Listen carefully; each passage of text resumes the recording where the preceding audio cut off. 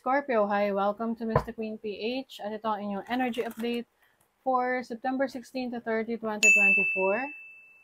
If you are interested in private readings, meron tayong link sa description at sa pinned comment. Paka-check nyo na lang information kung paano mag-book for a private reading. Ayan. So, let's see what's coming to you, Scorpio.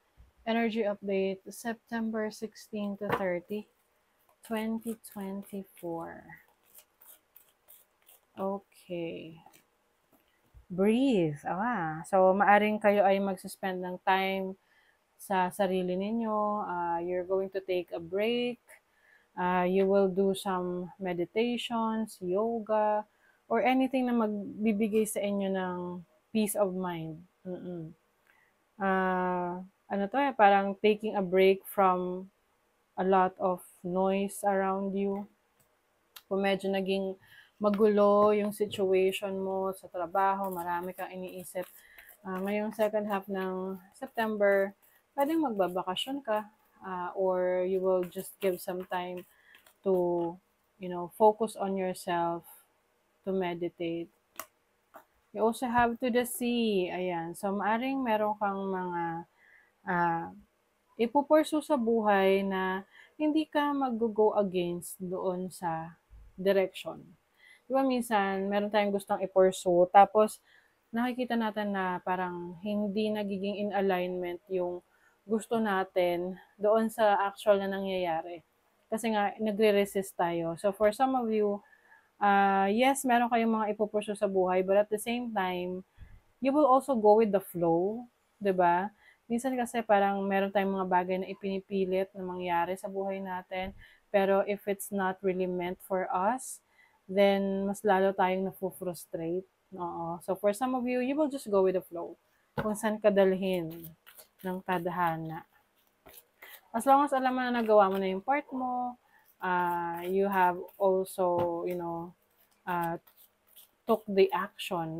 Meron ka ng tinake na action for that. So, also have why some of you are going to learn new knowledge. You will be studying. Iba may mag-aaral, pwedeng online, pwedeng sa traditional school. Mas nagiging curious ka ngayon. Marami kang mga gustong tuklasin na interest mo, that you want na mas mapalawak mo pa yung iyong kaalaman dyan sa interest mo na yan. This can be a new course, bagong learnings kasi to eh. So, I think you are educating yourself. Let's see your overall energy. Wow, 9 of Pentacles. This is stability in your finances. This is independence. Enjoying the fruits of your labor. So, for you, Scorpio, marami na kayong napatunayan sa sarili nyo. Marami na kayong na-achieve. And now, yung iba, you are just enjoying that. And at the same time, it doesn't mean naman na magsistay ka na sa ganyang situation. Like, hindi mo na i-improve yung sarili mo. But, the good thing is, meron kang na-achieve, meron ka nang napatunayan sa sarili mo. Hindi lang sa ibang tao, but also sa sarili mo, na kaya mo pala, kaya mo on your own. And then your challenge is the Page of Cups. So if you are into creatives, pwedeng nagiging challenging sa inyo yung pagiging creative nyo. Kasi alam nyo, ang pagiging creative, para siyang, hindi ka naman parang robot na ito turn on mo lang na, creative ka na agad. It comes from an inspiration, no? So, pwedeng iba sa inyo, na-challenge kayo sa inspiration na pinagkukunan nyo na para mas maging productive kayo or maging creative. So, di ba yung iba, like for example, mga painters, hindi naman yan lagi silang nagpipaint. Meron ding mga pagkakataon na hindi sila motivated, wala silang inspiration, uninspired, di ba? Wala sa mood. So, maaring yun yung challenge sa inyo na may mga pagkakataon na wala ka sa mood gumalaw, wala ka sa mood mag-isip, wala ka sa mood na gumalaw. Wala ka sa mood na may gawin. Or, yung iba, if you are really into creatives, parang walang lumalabas na bagong idea sa'yo. And that's fine. Mm-mm. Kaya nga, it's time to breathe. Maari kasing, kailangan mo lang munang mag-grounding, kailangan mong lumabas-labas, touch some grass, enjoy nature, to release that negative energies, to release the stress, the frustration, para mas maging inspired ka ulit. Your opportunity is the Four of Wands. So you have the opportunity to stabilize your career, your business, your family life. This is also about celebration. So maaring meron kang opportunity to celebrate your hard work, to celebrate yung mga achievements mo. Minsan kasi nawawalan tayo ng inspiration kapag nagiging madali na lahat, no? Kaya minsan bibigyan tayo ng pagsubok para kumbaga to remind us, para ipaalala sa atin na itong kinalalagyan mo ngayon ay minsan yan ay iyong hiniling, no? At ngayon na nandito ka na, para nagrereklamo ka, di ba? Yung ganon. So, it's like reminding you of the blessings that you have, the things na dati ay ipinagdasal mo lang na meron ka na. So, it's time to be grateful. And then your blessing, wow.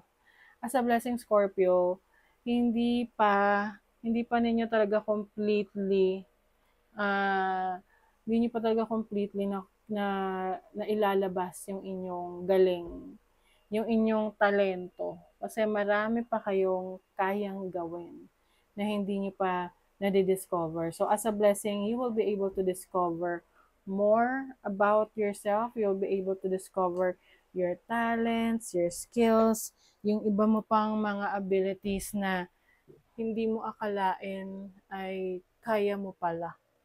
Mm-mm. So I think you will be more experimental. Magiging experimental ka rin sa iyong mga susubukan. Kasi minsan tinetest natin yan na, magaling ba ako rito? Kasi you'll never know, no? Na meron ka palang talent doon, hindi mo lang ini-explore. So some of you, you're going to explore that. And your money, career, finances, wow, may 9 of Cups. Meron kang wish pagdating sa trabaho, business, or career mo na matutupad. You also have the Empress. Wow, ang ganda. When it comes to your finances, your money matters, your resources, you already have what you need. Kumbaga, there's abundance in you. Okay? Kailangan lang dito is meron kang time para sa sarili mo. Na yes, masarap gumawa ng pera, masarap magtrabaho, masarap, lalo na kung nagiging maganda yung nagiging resulta nito, parang gusto mo tuloy-tuloyin. But if magsasuffer naman yung kalusugan mo, mental health mo, then hindi na siya worth it. So, kailangan din, you have to bring balance into your life na hindi lang puro trabaho-trabaho. You also need to give time para sa sarili mo. Your love life. Okay. So, pwedeng ang ka-deal mo ay isang Earth sign, Taurus, Virgo, Capricorn, or air sign, Gemini, Libra, Aquarius. I feel like meron ditong miscommunication. Parang may frustration within a relationship with someone.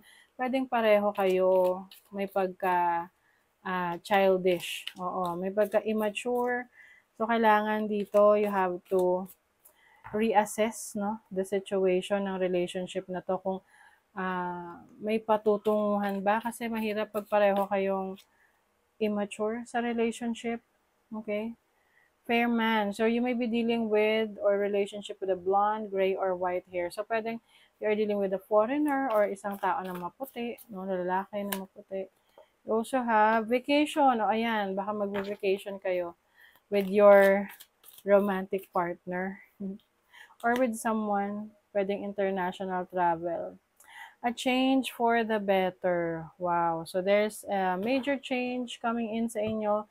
I think may kinalaman to sa sa mga bagong bagay na ipupurso nyo, like sa career path, sa business, or even para sa sarili mo, I feel like some of you will live a healthier lifestyle. Okay?